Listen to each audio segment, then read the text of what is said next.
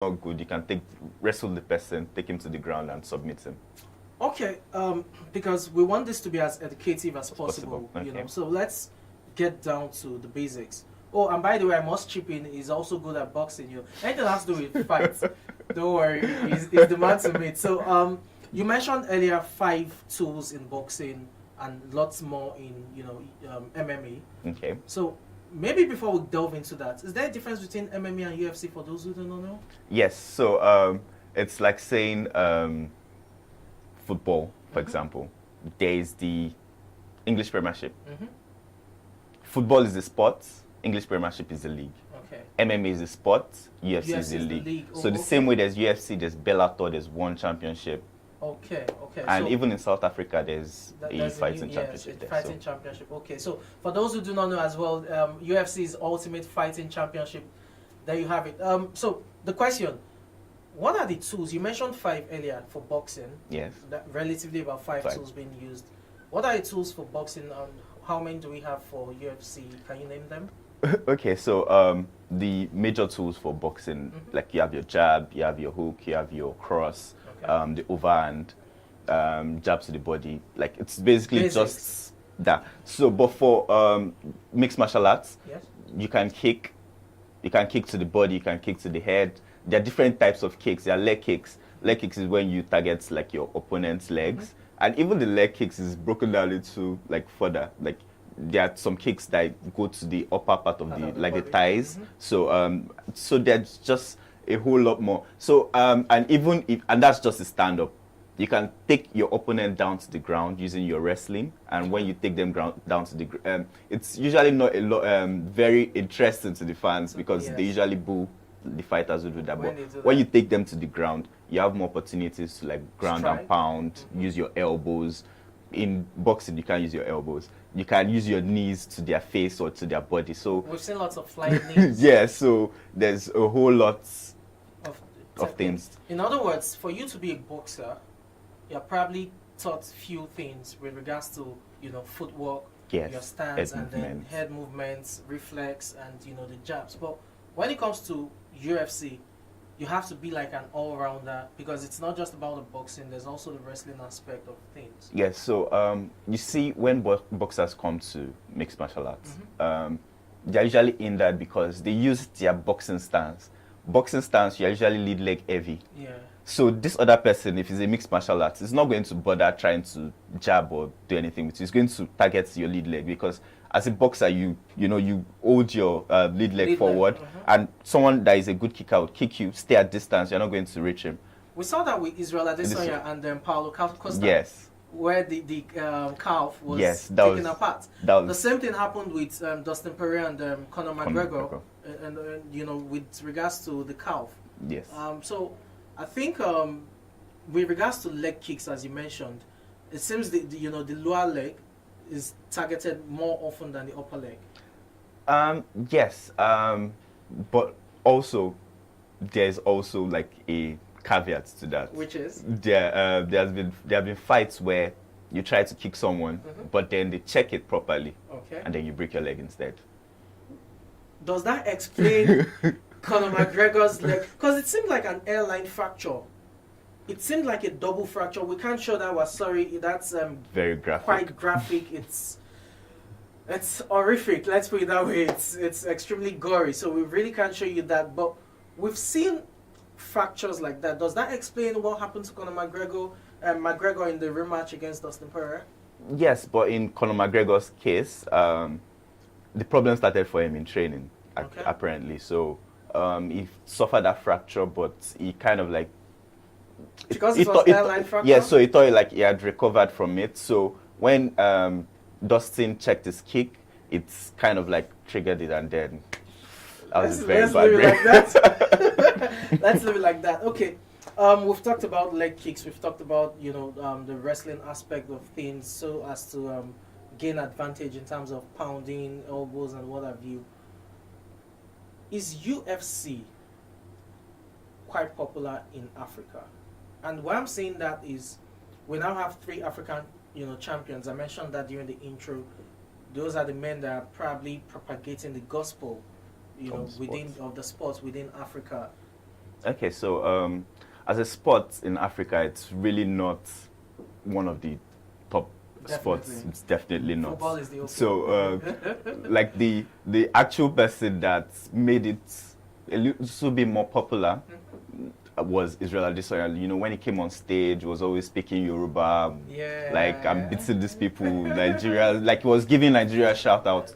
Then a couple of months later, Usman became the first African welterweight champion. Yes, so with his win, more people wanted to like watch this guy's fight.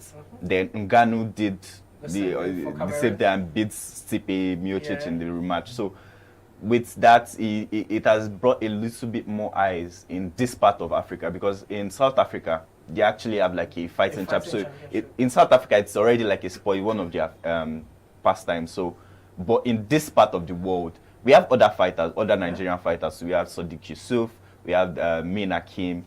So even Min Hakim used to come to the octagon with his Canadian flag before, but now with Israel, so he's bringing his Nigerian flag to the octagon now. So it's steadily growing at a good pace. So probably in the next couple of years, it should be a lot more popular in Africa.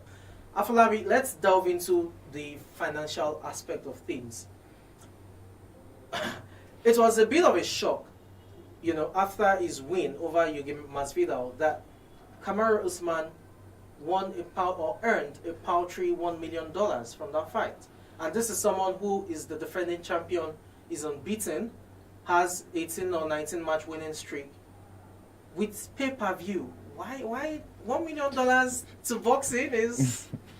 What happened? So Usman is the number one pound for pound in the world. So it's the payments for the UFC. It's kind of paltry compared to boxing. Mostly because in boxing there's a lot more like promoters coming to the table, pulling in. It's kind of like a pool of money. So the UFC is just one organization, and well, as an organization, they have to look after number one. And number one, according to Dana White, when you ask him these questions, like why do fighters make such little pay? I think it's just 16% of their annual income that fighters get. It will tell you, oh, he's building medical centers, he's investing the money in training and all of that. So, well, as the sports continue to grow, I'm sure more people will earn Conor McGregor money. Well, but you even look at the so-called Conor McGregor's, records, financial earnings in the octagon. It's still paltry when you compare it to what the likes of Floyd Mayweather earned. Moreover, the amount of money made in the Floyd Mayweather fight. Mayweather gave him his highest payday. Yes, yes, it did. What can be done to improve? I understand the place of Dana White saying he's investing in medical facilities and other things, but when it comes to training centers, gyms, and what have you, don't you think it's high time, players have their own or had their own gyms? Fighters have their gyms, but not every fighter can afford to like set up a proper gym. So that's why like the UFC PI is there in Las Vegas. So if you're a fighter, just come in. Basically, that's what the PI is for. You have trainers already to train you. So you can actually train with other UFC fighters there. You had a couple of videos a couple of months ago when Valentina Shevchenko was preparing for a fight. She trained with Brandon Moreno, who is the flyweight champion, and they just randomly met in the PI and trained together. So the one thing that I would tell you to do if you want to earn more money is to basically build your brand outside of the UFC. Like outside of so it's like Conor McGregor, like his style of talking, the way he trash talks and does all of those things. Yes. So even the Mayweather fight, that was his biggest payday. And it is still his biggest payday till date. Even against Khabib Nurmagomedov, he didn't make that much. So because Mayweather is the face of any show, any fight. It is. So you see people like Tyron Woodley. Yeah. When he left the UFC and went to fight boxing, that was his biggest payday. Fight against Jake Paul, like that was his biggest payday. And you're fighting Jake Paul, who is like a nobody, right? So it's a huge concern for a lot of fighters because of the risk they also go through. Most of them, by the time they pay tax and pay their coaching trainers, like there's really nothing left. So, well, we just hope it gets better.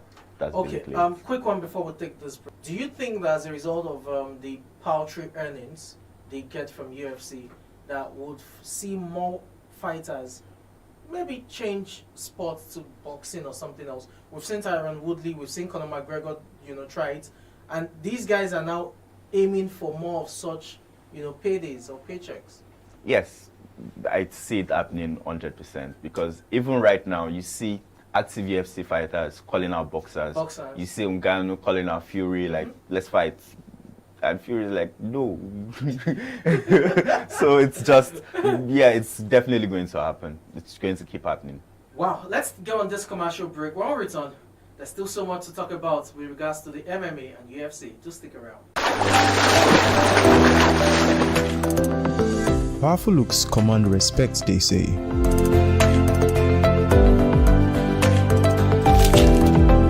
The perfect body, the perfect grooming, and ultimately the perfect skin.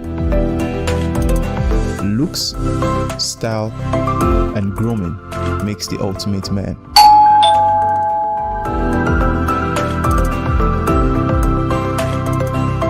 I've found a ridiculously easy way to make my skin always feel epic.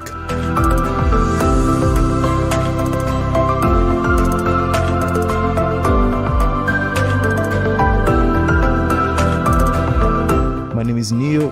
I found Blemiviv, and now my skin finally makes sense.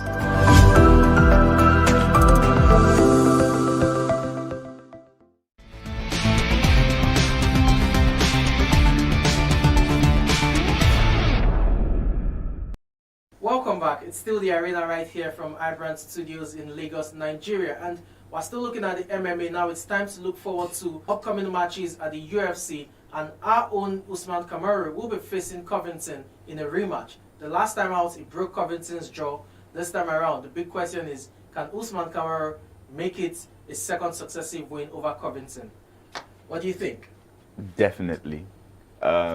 Since the last fought, Usman has fought 3 times, and in every fight he has showed massive improvements in his stand-up, his boxing. Like, he defeated Gilbert Burns, who is a black belt jiu-jitsu comprehensively. He rematched Jorge Masvidal, and he beat him he knocked him out in the second round. So, for Covington, he has only fought once, and he fought the washed-up Tyron Woodley. Like, he just gave Tyron Woodley his goodbye from the UFC. So, he hasn't really shown that much improvement compared to Usman. So, yes, I truly believe Usman is going to beat him. Okay, for Usman, last time, as I said, he earned $1 million with, the rematch with Masvidal.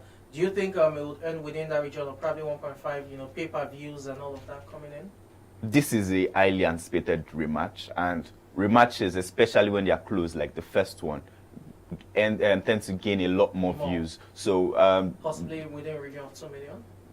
No. Okay, so the views itself will probably be like 1.2 million. Okay. So from his own earnings, it will probably earn about 2 million. Yes. 2 million thereabout. Yes. Okay. This is base salary. Let's look at the light heavyweight division. Sometimes it's better to just, as they say in local parlance, stay your lane. Our own Israel Adesanya, middleweight champion, tried his hands in the light heavyweight division, and he got out-wrestled, let me put it that way, in a more lenient term. He got out-wrestled by Jan Blachowski, and now you have Blachowski playing and fighting. What do you make of his upcoming fight? Okay, so this was the fight that was supposed to happen before Israel Adesanya jumped the line. Glover Teixeira has been on the tier. He's an old man. He's about 41. So he put together a winning streak that ended in this fight. So I expect him. He's a huge wrestler, and as used that, his stand-up is not so great. Okay. So Blachowic's path to victory is to stand up with him, unlike the way he did against Israel, where he was taking Israel down. He's going to use his strikes, and well, it's going to be a tough match, but I truly believe Blachowicz will. You just mentioned a man who is 41 years old, who is about to fight, and that brings me to the question: how safe is it at that age to still be fighting in the UFC that has so much beyond